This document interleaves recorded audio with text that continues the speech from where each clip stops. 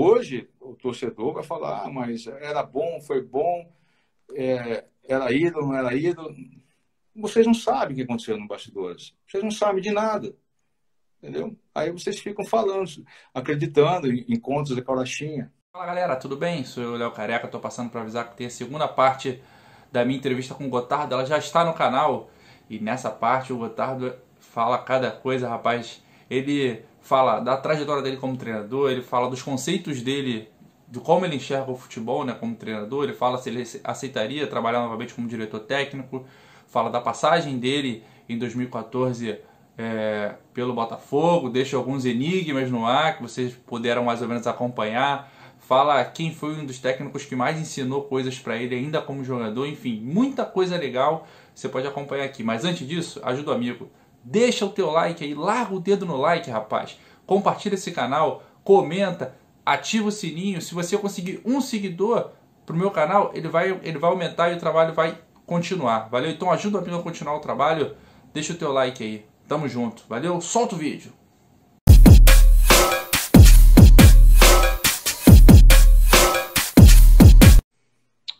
Fala um pouquinho da tua carreira como treinador. Você já, assim, você tem esse perfil de liderança, já passou, depois foi gerente de futebol, do Botafogo, enfim, mas como treinador, fala um pouquinho da tua trajetória como treinador até hoje e os teus planos para daqui para frente. Não é uma profissão tão simples assim. Hoje em dia você tem que ter uma boa comissão técnica, né? E isso eu tenho. Tenho um trabalho bom, posso montar uma comissão técnica de 3, 4, 5, 6. Quantos integrantes, se for necessário, para onde eu for, eu consigo. Pessoas competentíssimas e que podem desenvolver várias funções também, que é importante isso, né? É como um atleta saber jogar em algumas funções, ser bem versátil, né? Isso é importante também nos dias de hoje. Só que eu fiz a opção de não trabalhar mais em clubes humildes, né? Quando eu falo humildes, são clubes que não têm condições, não é falta de respeito, não, que não tem condições de dar o básico para se trabalhar. Tá? Eu cheguei a investir para jogar, para trabalhar, pagar coisas que não seria da minha incumbência, para que as coisas funcionassem, sabe? E eu falei, só vou poder trabalhar em algum clube se for um clube bom, tá?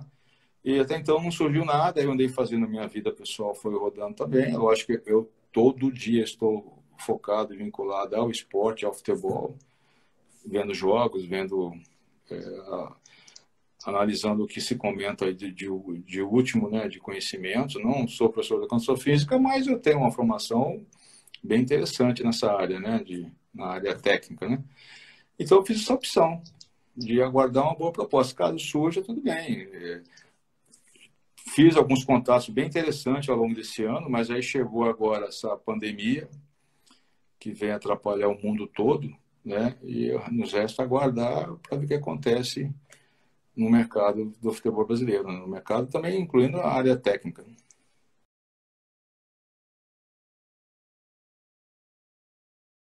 Pode falar um pouquinho de como é teu estilo como treinador, como você gosta que teus times joguem, seu estilo de preparação, estilo tático. Sim, já perfeitamente. A preparação, você tem hoje, engraçado, você tem vários movimentos, exercícios hoje funcionais que se faziam na época, da década de 80, que as pessoas falavam que é ultrapassado, certo? Mas estão fazendo a mesma coisa hoje. Ou seja, a ciência evoluiu muito, né? A ciência no esporte evoluiu muito, a metodologia dos treinamentos também. Hoje treina-se, eu acho, meu modo de ver, treina menos, né? Treina menos com intensidade, mas treina menos, né? Naquela época treinava-se muito e treinava errado. Se treinava com um tempo muito longo, né? Gerava um desgaste tremendo, né? Do físico, da sua energia toda, ela era realmente queimada e que tinha um prazo pequeno para recuperação. Normalmente você entrava de um jogo já devendo, né? Você estava sempre 80%, 70%, 85%, nunca estava 100%, né? Na parte física. Porque você não tinha essa medida exatamente o que fazer. Principalmente na sexta-feira, tinha treinadores que faziam coletivos de 90 minutos. Poxa. Isso é um crime, né? Nos dias de hoje, o treinador que exercer, que praticar isso, né? Ele cai no sábado. No sábado ele está fora. Né? Os jogadores não aceitam mais isso.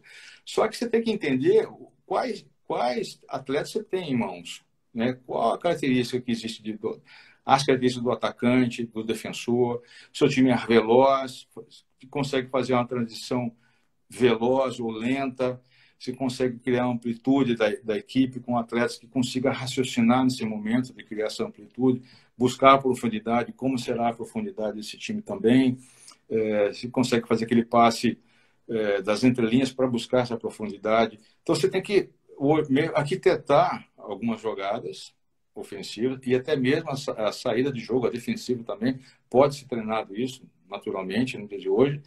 Tem minhas ideias que eu vivi, né, que eu aprendi, que eu lapidei, e tem as ideias hoje que estão no mercado. Né? Você tem os departamentos todos funcionando, né? Fisiologia, fisioterapia, você tem o pessoal da preparação física, tem que haver harmonia e o treinador tem que ter decisão. Por exemplo, uma coisa que eu gosto de fazer, você tem um treinador de goleiro, ok? Ele treina 3, 4, 5 goleiros, ok? Tem que treinar. Ele vai me apresentar um relatório desses goleiros, mas a decisão é minha. De repente ele tem 1 ou 2 preferidos, eu posso escolher o terceiro, porque eu acredito que naquele terceiro a produtividade será diferente, porque é num todo, né? Na Alemanha hoje, eles estão procurando goleiros que joguem bem com os pés. Opa, então jogar com as mãos é secundário? É secundário. Ele tem que ser melhor com os pés. Não vai ser um tapado jogando com as mãos, né? Mas se ele for excelente com os pés, é um goleiro empregado, praticamente. Né? Isso está sendo já uma coisa muito real no mundo. No Brasil também. É lógico que você tem que ter outras valências, outras qualidades. Né? Então, eu penso muito assim, uns trabalhos específicos e alguns momentos bem analíticos mesmo, que necessitam, que se faz na Europa ainda, quem pensa que não é um engano, se faz muito na Europa ainda, de finalização, de cabeceio, né, trabalho bem analítico, e tem um trabalho coletivo, né, dando muita potência para os atletas. Hoje um time lento é um time morto. Se você não tem um time rápido, você tem que procurar estruturar a sua equipe para que ela seja um vira um saco de pancada, ou seja, ela consiga jogar e tentar vencer algum jogo. Isso cabe ao treinador a escolher a ideia de jogo.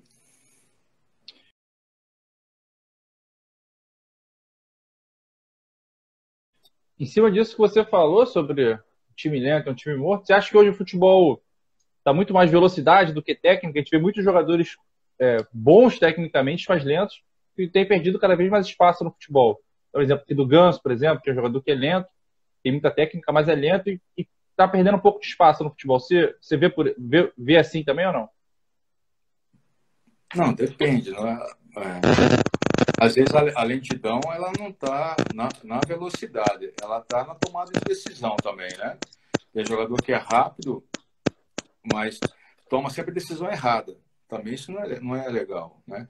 Eu vou citar um exemplo de um atleta que jogou até pouco tempo aí, jogou Copa do Mundo, que foi o Zidane, né? Jogadoraço, cracaço. Ele era um jogador rápido? Não. Mas a forma que ele dominava a bola, a forma que ele girava o corpo, antes mesmo da bola chegar, ele já pensava a jogada, já sabia o que ia fazer. Então, a tomada de decisão dele era sempre 1, 2 segundos mais rápida do que de outros atletas mais velozes do que ele. Então, tem muito disso. Você saber o que é velocidade, o que é rapidez, o que é técnica, o que é habilidade, né? O que é transição, a qualidade da transição. Nem sempre a transição rápida é melhor do que a outra. Você pode ser rápida, mas não vai dar em nada, porque não é bem articulada, não é bem desenhada, tomar decisões equivocadas, o passe é muito rápido, muito profundo. Depende tudo disso, né? Tive uma pergunta que passou aí no vídeo quem foi, mas ele perguntou se você trabalharia também como diretor técnico ainda em time grande, ou se a tua parada hoje em dia é só treinador mesmo. Ah, legal, eu não vi essa pergunta aí não, mas trabalharia porque envolve tudo que é campo técnico. Conversei já com 2 clubes esse ano, no ano passado também, sobre essa função. É muito interessante, né? Tudo aquilo que vai envolver o jogo em si. Vai facilitar muito. O que facilita muito, né? Nós estamos partindo do princípio que a relação ela é cristalina, ela é transparente e honesta, correto? Então, a partir daí, vamos para a página 2. Então, vamos trabalhar em cima disso, estruturar toda a condição para o treinador, para que ele possa desenvolver o trabalho com os atletas. Os atletas também, todos eles sabendo dos seus deveres e seus direitos, ok? Então, você terá outros departamentos para desenvolver essa organização toda. Isso também faz parte do campo técnico, porque se o atleta não conseguir desenvolver um trabalho dele fora, estruturar a vida dele, a mente também, né? Ele não vai ter a cabeça para jogar.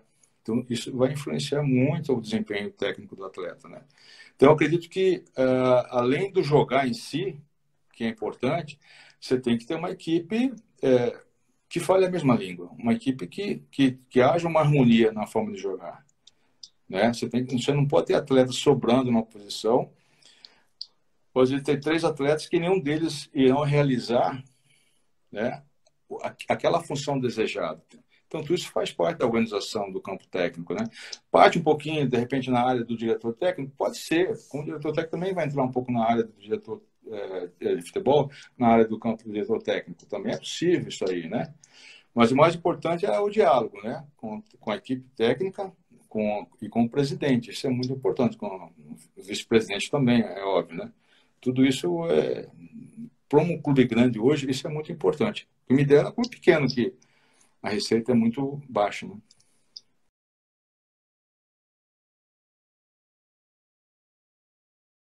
Em 2014 você desempenhou essa função no Botafogo, acabou que não deu muito certo, né? Você acabou saindo no final do ano, teve polêmica com o Jefferson, falou também polêmica com o Wagner Mancini. O que você acha que faltou ali? Não foi uma experiência muito boa para você? Isso te fez repensar sobre trabalhar assim novamente ou não? Ou bola para frente, vida que segue acontece? Não, foi uma experiência ótima que eu tive. Porque eu fui muito além de ser diretor técnico. Eu fui um dos responsáveis até por esses atletas que receberam aí, que tinham direito de imagem, eu fui um dos responsáveis por conseguir fazer uma captação de receita para que eles recebessem seus salários. Ah, mas ficou atrasado, lógico, estava muito tempo atrasado, pô, né? Procurei reorganizar outros departamentos ali no estádio, no Newton Santos. Então, eu fui muito além do campo técnico, né? Exatamente em momentos em que a situação não era simples no Botafogo. Só que é um momento que não tinha como mudar. Atletas com salários atrasados, alguns querendo reivindicar a liberação na justiça. É um direito dele, pô. E o Botafogo seria prejudicado. Eu consegui fazer com que fosse evitado isso através de conhecimento e de depósito na conta corrente desses atletas, ou seja, fundo de garantia, tinha que ser depositado. Consegui, foi muito além do campo técnico. Isso não era a minha área. Então, fiz tudo que tinha que ser feito. Cada um tinha que fazer a sua parte. Muitos não fizeram. Hoje você fala um monte de coisa, um monte de baboseira, né? Eu costumo dizer que aquilo que foi dito na época, tudo bem, pode ser dito outra vez. Aquilo que não foi falado, eu acho que não deve falar mais nada, correto? Sobre tudo que aconteceu, afastamento dos 4, sobre a determinado número de lesões que ocorreram, tudo isso tem explicação. Enfim, Botafogo foi a maior vítima do grupo todo que estava lá. Tem um responsável, o maior responsável, sabemos, o maior responsável sempre será o presidente. Ele que tomava decisões. Né? O Maurício, ele é o responsável, porque ele era o presidente. Se ele me desse a caneta para tomar as decisões, a caneta é sua. Né? Por uma semana, por um mês, por 2 meses, é diferente, mas a caneta era dele. Né? Enfim, as coisas foram assim. Lutei até a última semana. Porque o último jogo era contra o Santos. Era contra o Santos, lá na Vila. Só um milagre seria possível, né?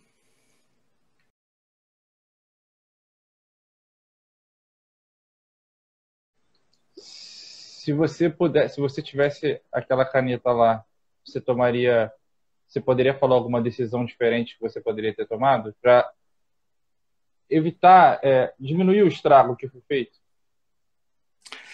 As decisões, elas precisam ser, assim, às vezes, ser muito radicais, na verdade, né? O atleta tem que saber o seguinte, que ele é um atleta, o treinador, todos eles são funcionários do clube, como eu também fui funcionário do Botafogo. Até o presidente, ele é um funcionário do clube, porque quem manda no clube é o patrimônio maior, que é a torcida.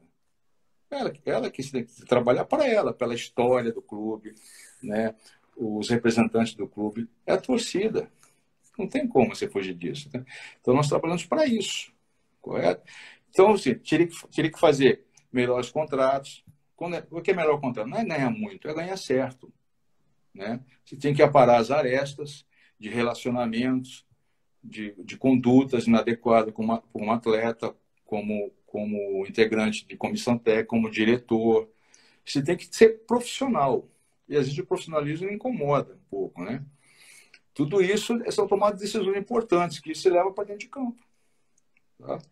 Então, às vezes, uma tomada de decisão ela pode desagradar muita gente.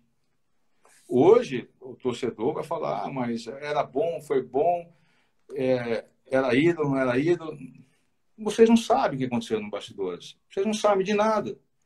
Entendeu? Aí vocês ficam falando, acreditando em contos de carochinha. Esse é o problema.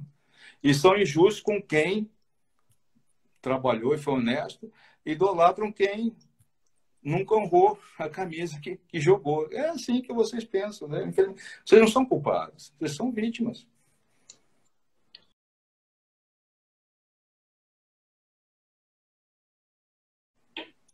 Você se espelha, assim, acho que até você com certeza deve, hoje, no seu conceito como treinador, você deve utilizar muita coisa que já foi utilizada com você, provavelmente. Mas tem alguma coisa que tem alguém em que você mais se espelha e que você mais tirou coisas positivas para ser um treinador hoje em dia? Tem esse treinador? Tem um pouquinho de cada, né? Ao longo da minha história toda. Trabalhos naquela época muitos não se fazem hoje, né? Não praticam, como eu já disse. Você tem treinadores que eu conheci, um treinador marcante na minha vida, que já faleceu, chamado Enio Andrade. Foi campeão brasileiro pelo Coritiba, né? Em 85, se não me engano, final contra o Bangu. Olha só, Coritiba e Bangu, a final foi aqui no Maracanã, né?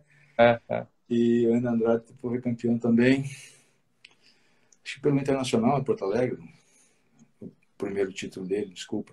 Mas ele é um ótimo treinador. Eu encontrei com ele nessas andanças aí, e moramos no mesmo hotel uma época, né, lá em Recife.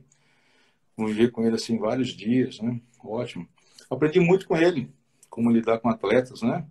Atleta que foi emburradinho, que foi sacado do jogo, né? Atleta que gostava de uma noitada, que tinha que fazer, gostava de uma cerveja a mais, tudo isso, sabe? Então aprendi muito com ele. Eu era menino, sabe?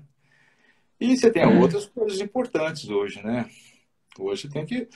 Às vezes o treinador ele entra até na área financeira do atleta, né? Orientando como investir, como gastar, né? Ou como frear um pouquinho a empolgação, cuidado com a vida social, que ele se torna alvo, né?